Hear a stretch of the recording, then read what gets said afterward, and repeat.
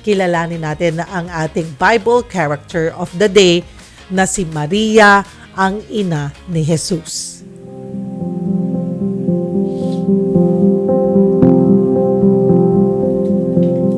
Ipinanganak sa bayan ng Nazareth si Maria. Pinalaki siyang relihiyosa, may takot sa Diyos at mapagkumbaba. Payak at simple lang ang kinalakihan ng buhay ni Maria hanggang sa, nagpakita sa kanya ang anghel na si Gabriel. Ayon sa anghel, si Maria ang pinili ng Diyos para maging ina ng tagapagligtas. Pero paano mangyayari na maglalabas si Maria ng sanggol, di ba? Gayong isa siyang birhen. Sagot ng anghel, ipagbubuntis niya si Jesucristo sa pamamagitan ng Holy Spirit. Pero hindi ito magiging madali dahil haharap si Maria sa panganib at kahihiyan ng biglang pagbubuntis. Gayunpaman, tinanggap ni Maria ang kalooban ng Diyos. Nakatakdang ikasal si Maria kay Joseph na gulong-gulo rin sa biglang pagbubuntis ni Maria dahil nga isa nga siyang birhen pa. Pero nagpakita ang isang anghel sa kanya para ipaliwanag ang plano ng Diyos. Nagpunta ng Bethlehem sina Maria at Joseph. Doon ipinanganak sa sabsaban si Jesus. Pinalaki at sinuportahan ni Maria si Jesus. Masaya silang namuhay bilang isang pamilya. Napakahaba po ng kwento ni Virgin Mary sa ating Biblia, pero doon natin tapusin muna yung storya kasi sino ba naman, 'di ba? Kung ikaw man ang sabihan na magbubuntis ka nang ikaw ay birhen pa, parang mapapaisip ka. Ito po'y buod lamang ng kwento nga ni Maria. Sa kwento ng Biblia, mahaba pa nga po yan nang ipako sa krus at muling nabuhay si Jesus na natili sa tabi niya si Maria. At ganoon naman nakikita natin sa ating mga ina, 'di ba? Mga nanay. Yeah. Minsan pag may mga kwentuhan kami, though off topic pa, may mga ano ba yung anak nyo? Ganyan. Or minsan, sasabihin ng mga tita ko, habi ko, ang sakit-sakit na ng ulo dyan sa anak mo, bakit di mo pa ganito gawin? Ganito. Alam mo, pag naging isang ina ka, kahit gaano kasakit yung ginawa ng anak mo sa'yo, or gaano siguro kasama na yung ugali nun, syempre gusto mong gawin niya yung tama, or gagawin mo yung tama bilang ina, bilang magulang, pero hindi mawawala yung pagmamahal mo sa anak mo. Yes. Kahit gusto mo nang, sabi ng tita ko, kahit gusto mo nang ilublob yan, or isubsob, or batukan, or hindi mawawala ang pagmamahal. So, ayan. Yeah. Yan, tatalakayin pa natin, Pastor Mike, sa mga susunod pa na mga episodes natin. Pero dito tayo focus doon sa pag-announce na kay Maria. Pero bakit si Maria yung napili ng Diyos? Alam mo, magandang tanong yan kasi pag binasa natin sa Bible mismo yung story nun, sabi sa kanya ni Angel Gabriel, "Blessed are you among women, favored are you." Ngayon, nung narinig ni Mary yun, grabe, hindi siya mapakali kasi sabi niya, why of all people, bakit ako? Kasi makikita natin sa character ni Maria na siya talaga ay very humble. Kumbaga, yung background niya, lang siya, peasant. Kumbaga, lang siya, wala siyang kayamanan, wala siyang any status. Tapos, nagtataka siya, bakit ako yung pipiliin ng Diyos to be the mother of Jesus?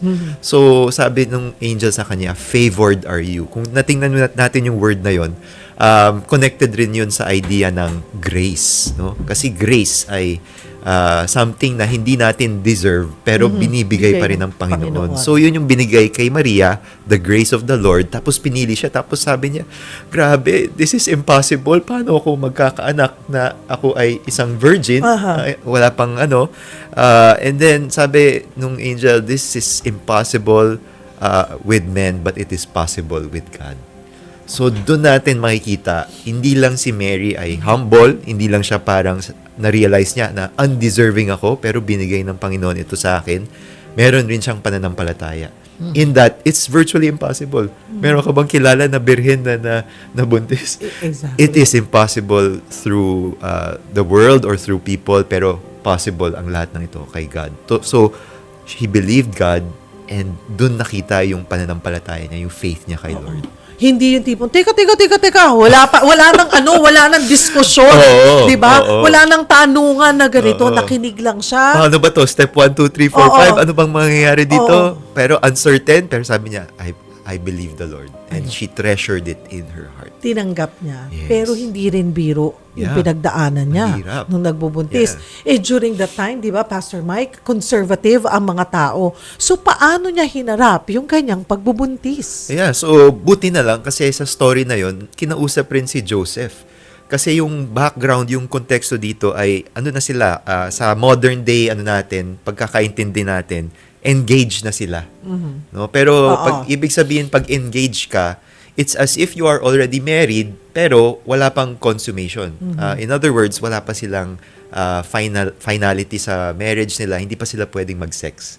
So, in that mga 1 year time na engaged sila, they're technically engaged in the eyes of the law, in the eyes of the land, pero wala pa silang consummation. So, during that time, dun nangusap yung angel kay Maria na mapapregnant siya. So, imagine mo yung pinagdadaanan ni Mary. Okay, imposible to, pero nothing is impossible with God. I believe sa plano ni Lord, pero at the same time, haharapin niya yung fiancé niya na si Joseph. In those times, pag natuklasan na may nangyari sa engagement, no? Kunwari may affair na nangyari or nabuntis, right then and there, ang tag na doon ay adultery. Kasi paano mangyayari yun? Nabubuntis yung fiancé mo. In other words, may nangyari. So, in those days, yung risk kay Mary was greater. Kasi kung siya yung nabuntis, so ibig sabihin, pwede siyang pagtakaan na adultery. Kaya siya nabuntis. And the punishment for adultery back in those times was actually death. Death by stoning. So imagine mo, grabe yung mangyayari sa kanya. And that's why, buti na lang, si Joseph, kinausap rin ng angel na itong mangyayari kay Mary is a work of God. Do not divorce her. Do not separate with her. Stay with her. Because this is the plan of the Lord na manganak siya sa Savior.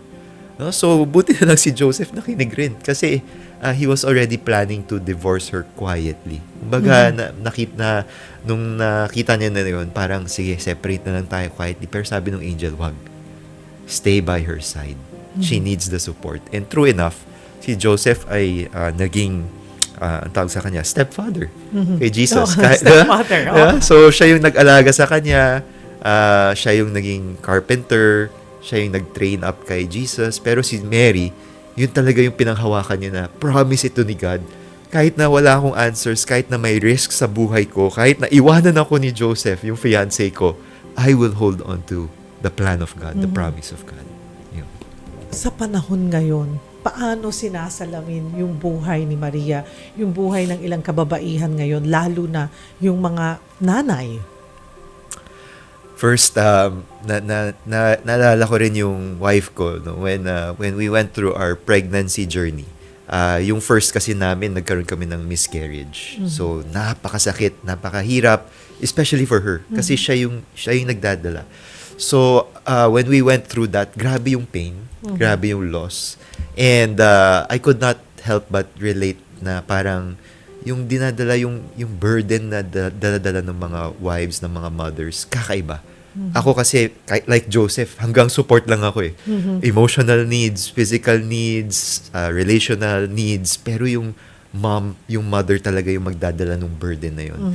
So naisip ko si Mary, grabe, dala-dala niya yon for 9 months. Tapos iniisip niya lahat ng pwedeng mangyari sa kanya. So true enough, in our day and age right now, ganun rin. 'Di ba, pagka mothers are caring for their children, napakalaki rin ng burden nila. Pero ito yung na-realize ko. As mothers carry the burden of their taking care of their children, their families, sino yung nag-aalaga sa kanila? Si God. So ito yung natuklasan ko na as much as I can support my wife in that time, si God mismo yung nag-carry sa kanya. Siya yung nakapag-process sa pain, sa grief. Siya yung really care for her in such a way na ako, hanggang doon lang ako, pero si God all the way carried her through. So yun yung nakita ko kay God. Beautiful. He knows. Alam na alam niya yung pinagdadaanan ng bawat isa, lalong-lalo na dun sa mga mothers, sa mga wives, sa mga women. Alam nila, He is the God who sees, He is the God who cares for them. So yun yung parang encouragement sa lahat ng tao, Yes. especially for It's a women. beautiful Kasi message. alam ni God yung mga pinagdadaanan, alam ni God yung mga burdens, pero sabi niya, hindi ka nag-iisa dyan. Dala-dala ko yan with you. Ayan, sabi kay Mary, the Lord is with you. So si Mary, kahit ang hirap ng circumstance niya, sabi niya, sige. I can just imagine during that time, like kung gaano ka-conservative nga yung mga tao, kung gaano mapaghusga Yes. hanggang ngayon. Hanggang ganon. ngayon. Yeah. Di ba? Kung gaano kahirap na paano mo ididepensahan or minsan nga, kagaya si Mary, talagang yung faith niya lang ang yung faith niya talaga, yung pananampalataya niya, ang naging lakas niya. Yes. Parang, siguro inisip niya na that time, parang, ano kayang haharapin ko? Paano ko haharapin to? Iba pa yung talagang actual na hinaharap niya na. Yeah. Yung parang, this is, pwedeng, sa panahon ngayon, parang, naku, mas grabe pala than I thought. It would, na kung gaano kahirap ito nung sinasabi, parang in-imagine ko yung, habang sinasabi niya yung message, yes. Oo. Alam ko, mahirapan ako, pero tatanggapin ko yan dahil naniniwala ako sa Panginoon. Pero yung dumating na yung aktual na nangyayari na, Correct. ay mas mahirap pa pala. Yes. Pero nanatili siyang malakas. Yung kanyang pananampalataya. At sana maganda yung mensahe mo, Pastor Mike, na nandyan ang Panginoon, kasama niyo po. Dahil kadalasan, ang mga ina, ang mga kababaihan, lalo na mga ina nga, ay hindi nila iniisip yung sarili nila. Yes. Laging inuuna anak, pamilya. Yes, tama yun. Tapos pag tinanong, paano ka? Tsaka na yan, lagi, diba? Very selfless kasi Oo, yung mga, ang mga kababaihan na sinasabi natin, 'di ba? You need to take care of yourself as well. Pero hindi kahit na paalalahanan mo, laging kahit na may nararamdaman na, titiisin niya 'yan. Yeah. Kung kunwari, kailangan niya, alam niya na kailangan siyang magpa-check up, kunwari, 'di ba? May nararamdaman si nanay. May hawak siyang 1,000 pesos para makapagpatingin. Tapos, alam niya na baka next week or sa mga susunod na araw, kakailanganin ng pambaon ng mga anak. Ay, hindi na yan magpapatingin. Correct. Itatabi na lang niya yan. Isi-save ko na lang to para may baon ng aking mga anak. So, sana nare-realize din ng mga bata ngayon, ng mga anak, kung gaano kayo Yes. kamahal ng Yes. inyong ina. Ayan. At sana rin po sa mga Ma-appreciate kababaihan. Oo, appreciate them.